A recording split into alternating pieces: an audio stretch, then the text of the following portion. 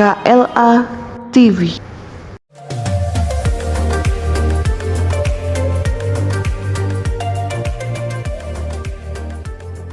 Assalamualaikum warahmatullahi wabarakatuh.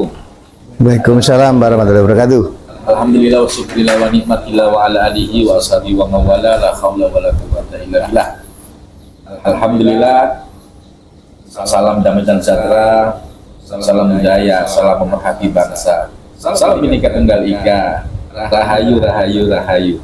Alhamdulillah pada kesempatan hari ini ya, saya bertemu dengan beliaunya. Siapa yang nggak kenal beliaunya, sosoknya, kiprahnya, siapa yang nggak kenal dengan beliaunya? Bapak Marhen Jumadi, salah satu cabuk Kabupaten Nganjuk. Pokoknya beliaunya sangat spesialis.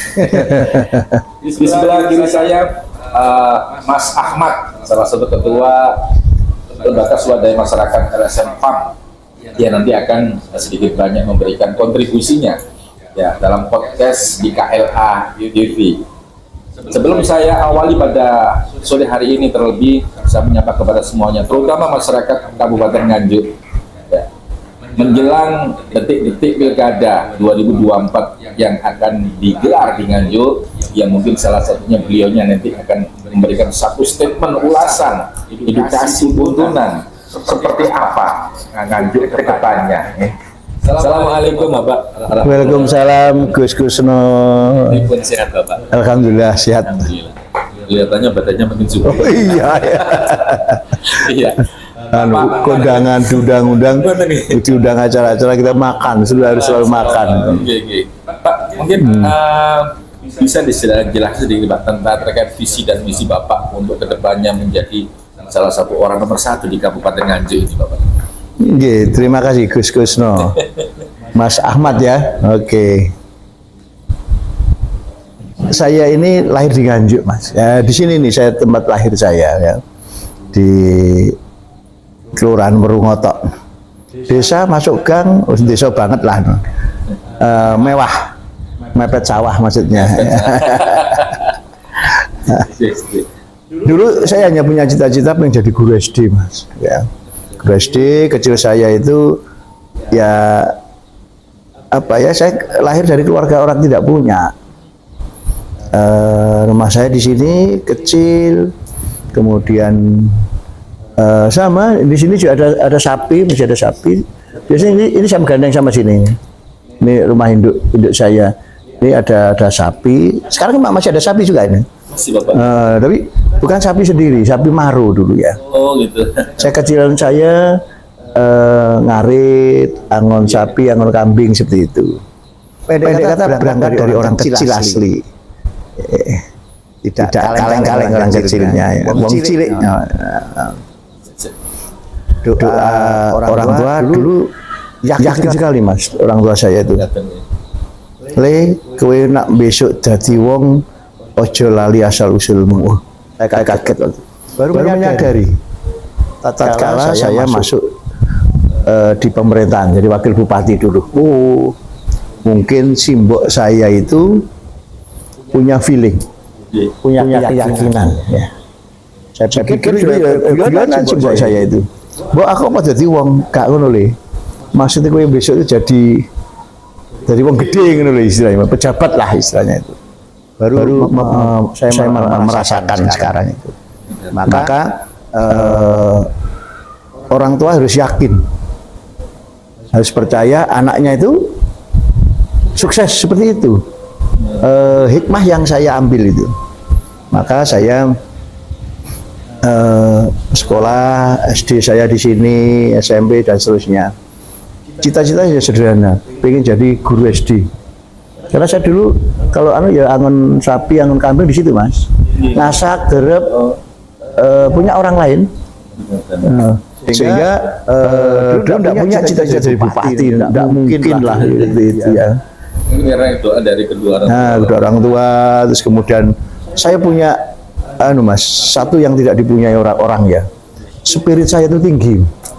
Semangat saya itu tinggi ya. Orang tua boleh tidak punya. Kakak saya masih ada 3 kakak saya perempuan. satu di sini satu, dulu ada di sini semua. Yang di depan Jalan Raya itu satu, ada yang di Rejoso satu. Tiga-tiganya tidak pernah sekolah, Mas.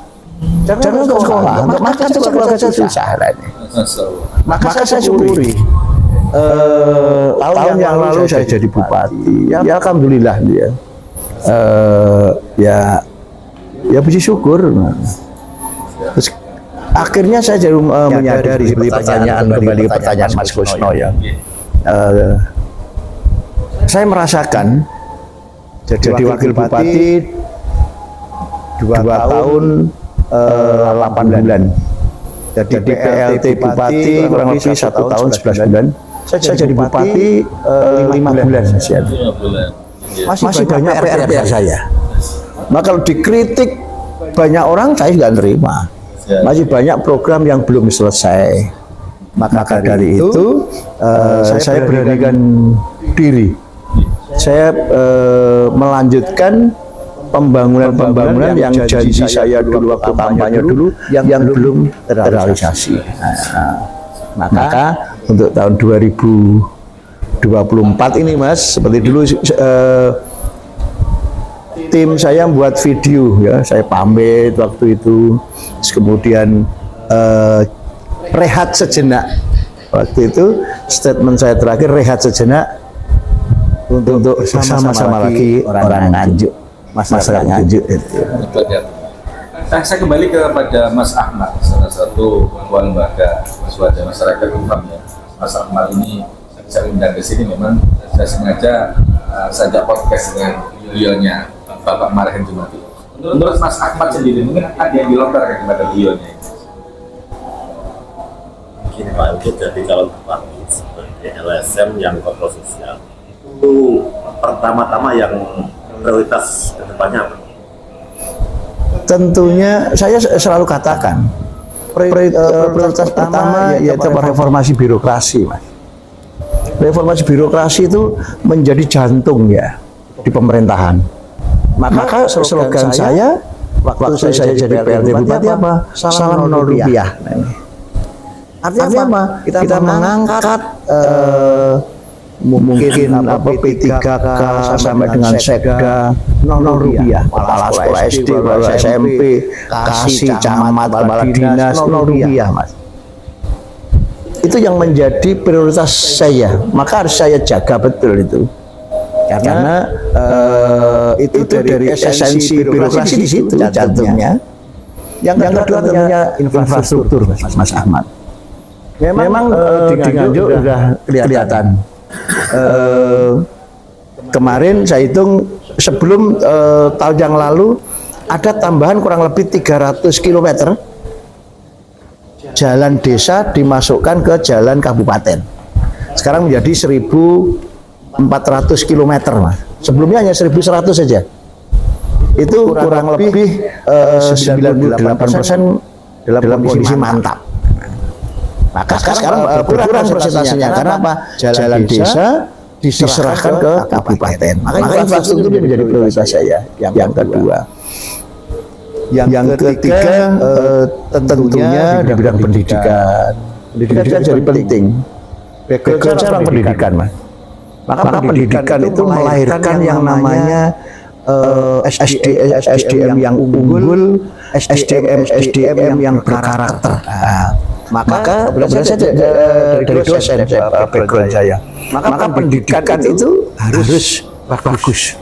Orang tua saya mengajar gini, Mas Ahmad. Kowe gak tak tinggali duit, gak tak tinggali bondo. Wis kowe sekolah aku juga duwe duit. Kowe ben pinter. Nak kowe pinter kok mesti iso golek duit seperti itu. Artinya kalau udah sekolah dan seterusnya jadi bagus, maka nanti akan keuntungan ekonomi bagi kamu. Kan seperti itu. Ya, kan seperti itu. Kalau untuk pertanyaan Pak, apalagi ini kan Nganjuk kan kawasan pertanian. Karena selama ini kan petani kan ya banyak problem lah. Masalah pupuk, masalah solar, sekarang kan berkali LPG juga kan. Diesel pakai LPG. Untuk mengatasi problem-problem itu langkah Bapak. Mas.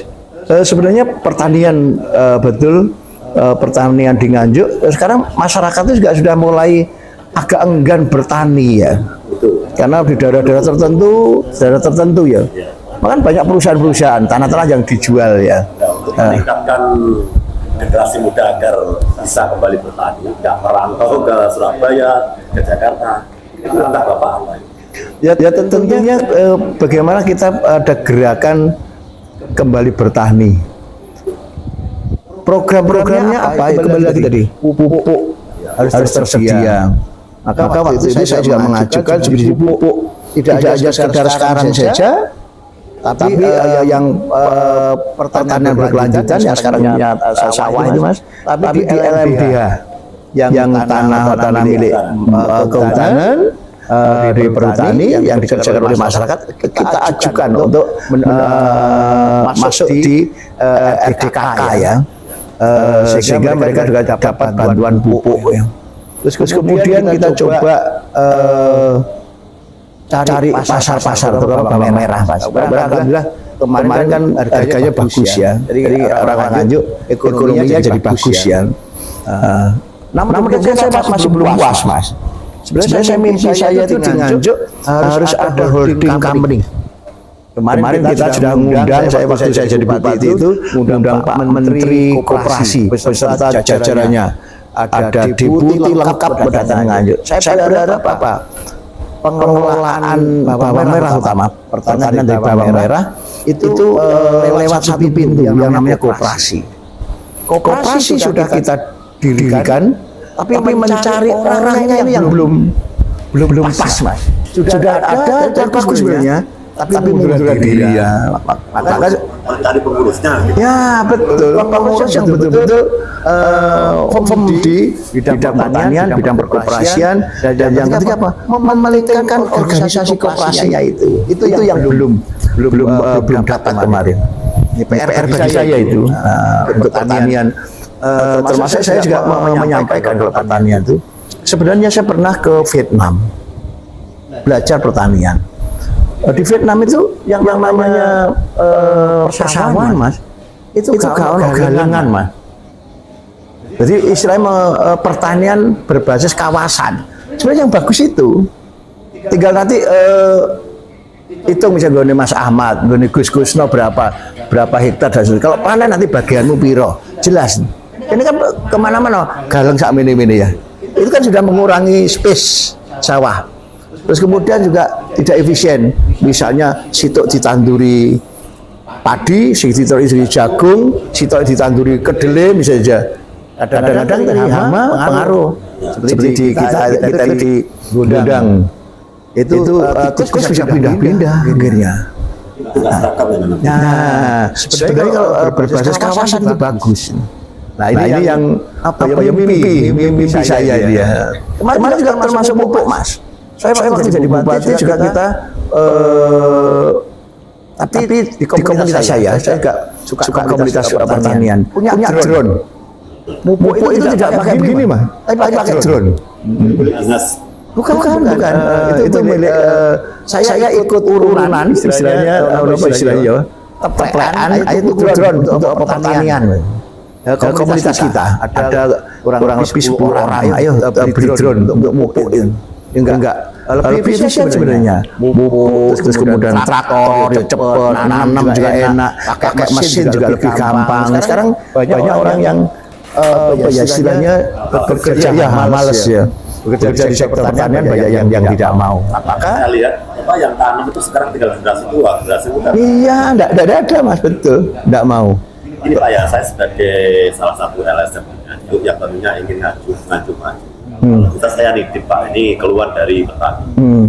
Selama ini kan untuk pupuk subsidi itu kan banyak istilahnya disalahgunakan oleh Jadi kalau Bapak terpilih sebagai bupati, saya titip satu itu aja untuk penertiban pupuk subsidi ya. Terima kasih Mas Ahmad. Waktu saya juga pengalaman jadi bupati, kita nangkap yang jual pupuk itu ya. Waktu itu kapolnya Mas Boy, saya manggilnya Gus Boy gitu. Kita tangkap berapa ton itu kita taruh di ini. Tadi Karena banyak mafia-mafia yang jual beli pupuk subsidi. Akhirnya apa? Dijual ke umum. Yang subsidi akhirnya kurang. Saya sepakat itu. Saya pengalaman juga. Saya waktu itu memang saya selalu aktif ya. LPG kehabisan, yang dengan cerita tadi, saya langsung terjun, cek betul di mana nih letak keganjilan atau kekurangannya. Saya di pangkalan-pangkal saya cek betul LPG. Kadang-kadang untuk pertanian bisa dan termasuk pupuk. Pupuk saya pernah juga jalan di Ngerogot. Waktu di masjid itu setelah sholat kita ngobrol-ngobrol dia usul. Saya langsung telepon. Kebetulan komisaris pupuk di Gresik itu sahabat saya. Mas saya tolong dibantu. Oke Mas, di daerah mana? Saya drop langsung. Seperti itu saya. Yang nggak percaya di daerah Ngerogot kelurahan waktu itu. Iya betul Mas. Itu harus betul-betul kita berani. Jangan dilepas petani, kasihan juga. Mungkin ada salah satu harapan Pak, mungkin kepada masyarakat yang juga Bapak ini kan banyak dicintai masyarakat, dari anak-anak sampai janda-janda begitu. Mungkin ada sedikit titipan untuk masyarakat Pak, terutama di Nganjuk. Ya, jadi beliau Marhen, siapa yang nggak kenal Pak Marhen, siapa yang nggak kenal Kang Marhen, jejak rekam digitalnya sudah tahu beliaunya seperti apa. Mungkin sedikit banyak bisa memberikan harapan Pak. Nanti jenengan terpilih sebagai calon bupati atau bupati Nganjuk 2024-2029. Amin ya Allah. Mungkin harapan yang disampaikan masyarakat Pak. Ya tentunya yang diharapkan masyarakat itu kan tadi infrastruktur, tadi yang Mas Ahmad, terus kemudian kesehatan, bidang kesehatan. Sehingga ya pemimpin itu kalau saya Mas, ya, tuanku adalah rakyatku. Bos saya itu rakyat. Sehingga apa? Rakyat punya harapan apa? Bukan kita memberi harapan kepada rakyat. Saya balik. Masyarakat mengharapkan apa kepada saya? Sehingga itulah yang saya kerjakan. Yang saya rencanakan tidak dibalik. Kadang-kadang kalau top down biasanya seringkali juga tidak nyambung. Apa yang dimaui pemimpinnya, apa yang dimaui oleh rakyatnya. Kalau saya balik, wahai rakyatku, wahai tuanku adalah rakyatku. Tuanku kira-kira apa yang harus saya kerjakan? Termasuk misalnya pelayanan kesehatan gratis, kemudian pasar perekonomian bagus, pengangguran turun, terus ekonomi pertumbuhan ekonomi jadi naik bagus, sehingga rakyat itu punya uang banyak dan seterusnya. Saya selalu katakan bahwa masyarakat apa sih? Saya selalu kebijakan tatkala saya jadi bupati, saya juga sampaikan kepada dinas-dinas saya, jangan nggak usah gawe program.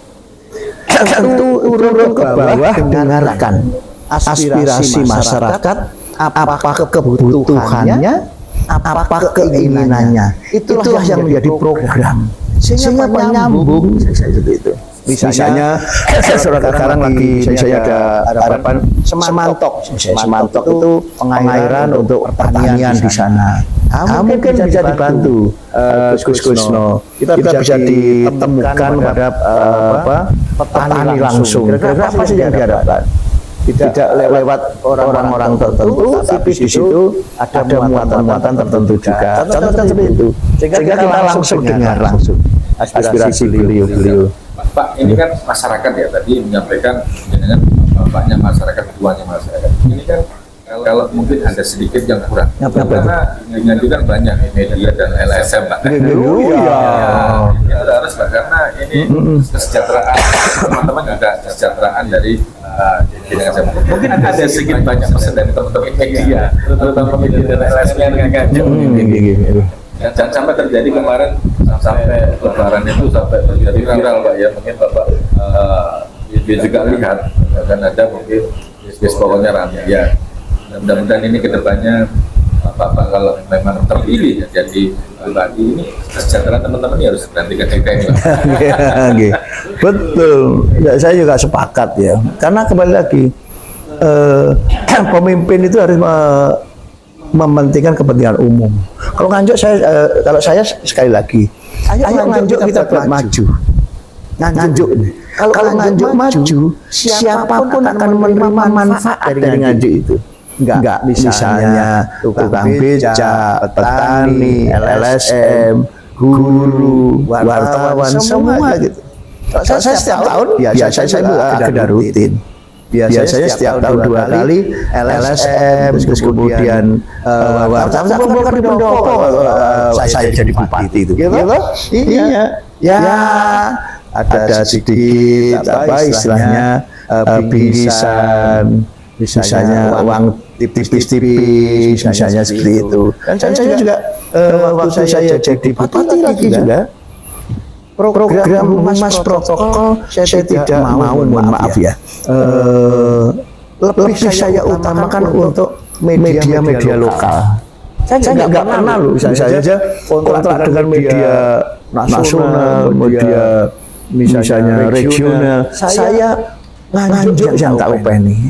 Nah, ya untuk kepentingan jadi masalah nganjuk. Orang nganjuk juga channelnya misalnya Mas Kusno punya koran yang namanya Jatim apa itu? Suara Jatim Pos. Suara Jatim Pos misalnya. Itu juga akhirnya tersuarakan di Jawa Timur. Tapi tidak lewat beliau, tapi saya lewatnya Mas Kusno misalnya. JTV misalnya. Dengan Mas siapa itu? Sarwani. Tapi kan kita juga sampai itu. Ada Mas Usman, Kompas, mereka juga Kompas. Sehingga apa? Jadi saya harus mementingkan orang-orang Nganjuk dulu, tidak untuk kepentingan saya pribadi, untuk misalnya branding orang nasional. Mana saya tidak pernah saya. Artinya apa? Memang saya Nganjuk itu milik kita bersama. Ayo kita bangun bersama-sama. Maka kalau saya itu kan semua tak rangkul, wong ireng gitu, rangkul, putih, hijau, abang semuanya. Karena memang tadi Nganjuk milik kita bersama, bukan milik bupati. Iya, sehingga lebih enak. Ya, sedikit banyak ulasan, sedikit banyak tuntunan edukasi yang disampaikan beliaunya Bapak Marhen Jumadi yang akan mencalonkan di calon Bupati Nganjuk ya. Masyarakat sudah mengetahui, masyarakat sudah paham siapa beliaunya. Ya, mudah-mudahan dengan adanya podcast ini bisa membawa Nganjuk yang lebih baik dan lebih baik. Amin. Terima kasih Bapak waktunya. Ya, mungkin ada sesuatu yang kurang berkenan. Saya pribadi selaku dari redaktur KLA TV mengucapkan terima kasih. Ya, kita serempak, kita kedepankan Nganjuk lebih baik. Ojo lali. Dan saya juga ngefans sekali loh terhadap KLA TV itu. Ya keren, saya selalu lihat. Keren boy KLA. Terima kasih pada semuanya yang mungkin sedikit banyak bisa memberikan satu edukasi. Terima kasih banyak dan saya salut kepada Bapak Marhen yang sedianya memberikan kami ruang dan waktu untuk bertemu dan berbicara untuk Nganjuk yang lebih baik. Assalamualaikum warahmatullahi wabarakatuh. Waalaikumsalam warahmatullahi wabarakatuh.